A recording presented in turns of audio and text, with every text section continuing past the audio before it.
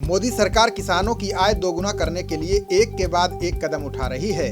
केंद्र सरकार ने बांस की खेती करने वाले किसानों के लिए योजना शुरू की है। कृषि मंत्री नरेंद्र सिंह तोमर ने बताया कि मोदी सरकार बांस की खेती को प्रोत्साहन दे रही है। सरकार बांस की खेती करने वाले किसानों को लागत का आधा पैसा दे रही है ताकि किसान आसानी से बांस की खेती कर ज्यादा से ज्यादा कमाई कर सकें। आइए आपको बताते हैं कि सरकार से आधा पैसा कैसे प्राप्त करेंगे। आपको ये भी बताएंगे कि अन्य फसलों की अपेक्षा बांस की फसल से अधिक मुनाफा कैसे होगा। इसकी जानकारी के लिए आपको हमारा ये पूरा वीडियो देखना होगा। बता दें कि किसानों की आय बढ़ाने के लिए केंद्र सरकार लगातार प्रयासरत है। इसी के तहत नीति आयोग और इन्वेस्ट इंडिया की ओर से राष्ट्रीय बांस मिशन कार्यक्रम का आयोजन किया गया।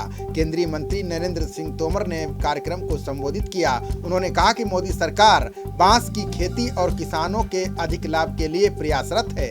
बांस की खेती से किसानों की आय काफी बढ़ जाएगी। इसके साथ ही बांस के उपयोग के लिए जो प्लांट लगाए जाएंगे उनसे रोजगार का भी सृजन होगा। कृषि मंत्री ने कहा कि बांस की खेती से किसानों की आय में काफी बढ़ोतरी होगी। किसान नेशनल बंबू मिशन के तहत इसका लाभ ले सकते हैं। इस योजना के तहत बांस की खेती करने वाले किसानों को प्रति पौधा 120 रुपए दिया जा रहा है। उन्होंने बताया कि बांस की खेती में 3 साल में औसतन 240 रुपए प्रति प्लांट की लागत आती है। इसका आधा पैसा यानी 120 रुपए प्रति प्लांट सरकार देती है।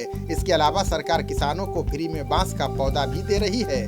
सरकारी नर्सरी से किसान पौधों को प्राप्त कर सकते हैं। देश की सरकारी नर्सरियों में करीब 136 प्रजातियों के पौधे हैं, जिसका चयन किसान अपने हिसाब से कर सकते हैं। बता दें कि अलग अलग उपयोग के लिए अलग अलग बांस की किस्मों की पौध लगाई जाती है। बांस की सभी प्रजातियों की खेती आमतौर पर 3 से 4 साल में तैयार होती है। चौथे साल में कटाई शुरू हो जाती है।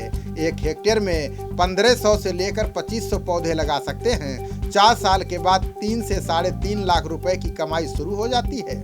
बांस का प्रयोग फर्नीचर बनाने में बड़े स्तर पर किया जाता है। घर बनाने और उसकी फ्लोरिंग करने में भी बांस का इस्तेमाल होता है।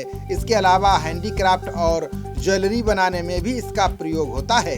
कई जगह बम्बू से साइकिलें भी बनाई जाने लगी हैं। खबरों का सिलसिला जारी रहेगा। देखते रहिए जनप्रवाद। नमस्कार।